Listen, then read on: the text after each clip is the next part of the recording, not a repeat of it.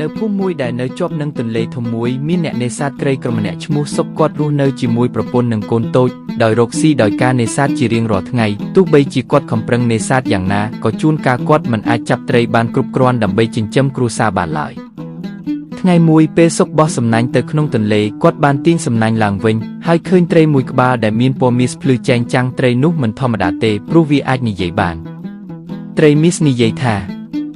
អើអ្នកនេសាទអើយខ្ញុំជាត្រីវេទមន្តបើអ្នកលែងខ្ញុំឲ្យទៅរស់នៅក្នុងទន្លេវិញខ្ញុំនឹងបំពេញបំណងរបស់អ្នកមួយសុកភ្ញាក់ផ្អើលណាស់ប៉ុន្តែគាត់ជាមនុស្សចិត្តល្អគាត់គិតថាបើគាត់លែងត្រីនេះទៅប្រហែលជាវាអាចជួយគ្រួសារគាត់ឲ្យរួចផុតពីភាពក្រីក្រគាត់ក៏និយាយថាខ្ញុំមិនចង់បានអ្វីច្រើនទេត្រីមាសអើយខ្ញុំគ្រាន់តែចង់ឲ្យគ្រួសារខ្ញុំមានអាហារគ្រប់គ្រាន់និងផ្ទះតូចមួយដែលមានសុវត្ថិភាពត្រីមាសញញឹមហើយនិយាយថាត្រូវហើយចូលអ្នកត្រឡប់ទៅផ្ទះអ្នកនឹងឃើញអ្វីដែលអ្នកសុំសុកក៏លែងត្រីមាសឲ្យទៅរស់នៅក្នុងទន្លេវិញហើយប្រញាប់ត្រឡប់ទៅផ្ទះ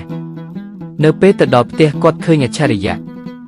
ខ្ទមចាស់របស់គាត់បានប្រែទៅជាផ្ទះថ្មីដ៏ស្រស់ស្អាតហើយនៅលើទូមានអាហារឆ្ងាញ់ពេញដោយសាច់ត្រីបន្លែនិងផ្លែឈើប្រពន្ធនិងកូនរបស់គាត់សប្បាយចិត្តណាស់ហើយអរគុណសុកដែលនាំមកនៅសំណាងល្អ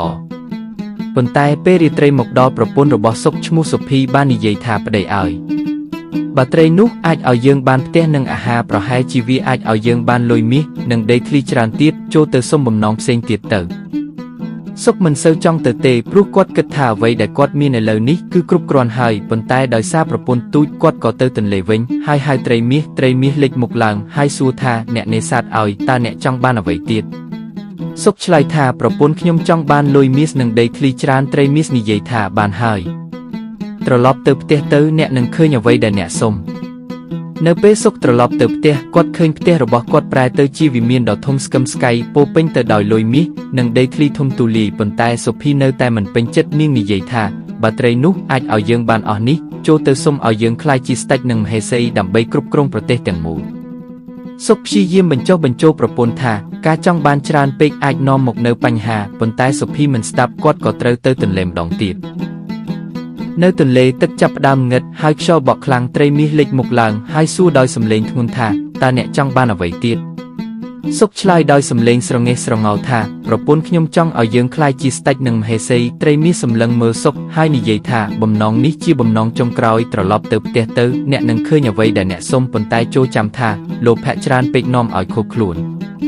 នៅពេលសុកត្រឡប់ទៅផ្ទះគាត់ឃើញអ្វីប្រែប្រួលទាំងស្រុងវិមានបានបាត់លុយមាសបានរលាយហើយផ្ទះថ្មីក៏បានប្រែទៅជាខ្ទមចាស់ដើមវិញសុភីអង្គុយយំហើយសុកក៏អង្គុយនៅក្បែរនាងគាត់និយាយថាប្រពន្ធឲ្យយើងមានគ្រប់គ្រាន់ហើយប៉ុន្តែលោភៈបានធ្វើឲ្យយើងបាត់បង់អ្វីទាំងអស់ចាប់ពីថ្ងៃនេះទៅយើងនឹងខំប្រឹងរស់នៅដោយស្មោះត្រង់និងពេញចិត្តនឹងអ្វីដែលយើងមាន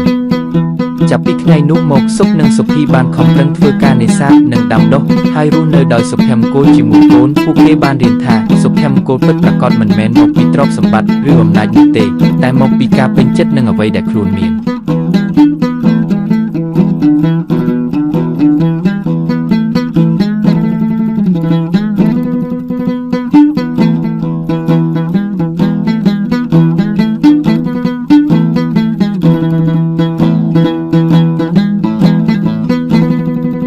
ស្រណោះណែដំរី